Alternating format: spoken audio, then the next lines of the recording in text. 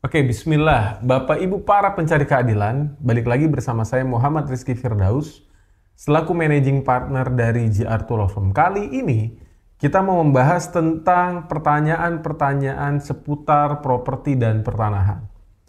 Masuk ke dalam pertanyaan yang pertama.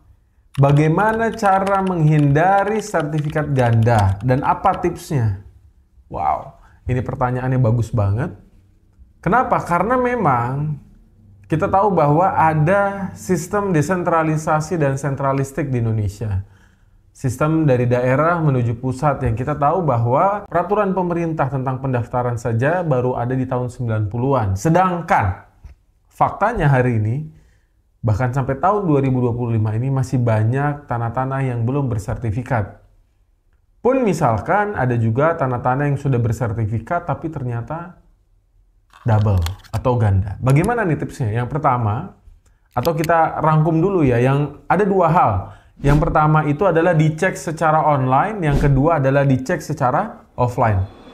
Mari kita bahas yang pertama.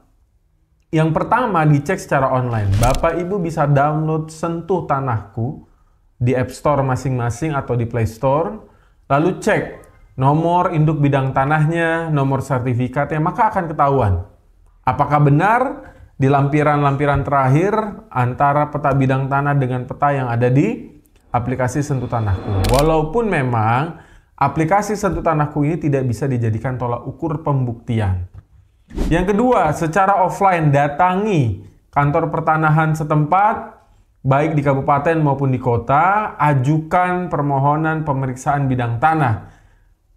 Pasti dimintakan apa legal standing Bapak Ibu sekalian. Dalam hal ini hubungan hukumnya apa kepada bidang tanah ini. Contoh melakukan jual beli, melakukan hibah, melakukan sewa menyewa, dan lain sebagainya. Maka ketika bisa melampirkan itu, Bapak Ibu bisa mengajukan permohonannya dengan membayar pajak ya, penerimaan negara, bukan pajak, sorry. Itu sekitar 50.000 dalam satu surat atau bidang tanah. Jadi, ada dua tadi, cara yang pertama secara online dan cara yang kedua secara offline. Kalau sudah dicek dan ternyata memang kedudukannya sama juga di titik yang sama gitu ya dengan sertifikat yang ada lainnya, bagaimana? Nah, kita harus mengacu kepada jurisprudensi. Jurisprudensi adalah putusan hakim terdahulu yang menjadi rujukan sumber hukum di Indonesia.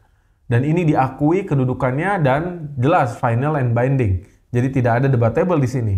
Mari kita lihat putusan Mahkamah Agung nomor 5 tahun 2018 menjelaskan bahwa jika terdapat sertifikat ganda untuk tanah yang sama dan keduanya dinyatakan otentik, maka bukti hak yang paling kuat adalah sertifikat yang terlebih atau yang lebih dahulu terbitnya.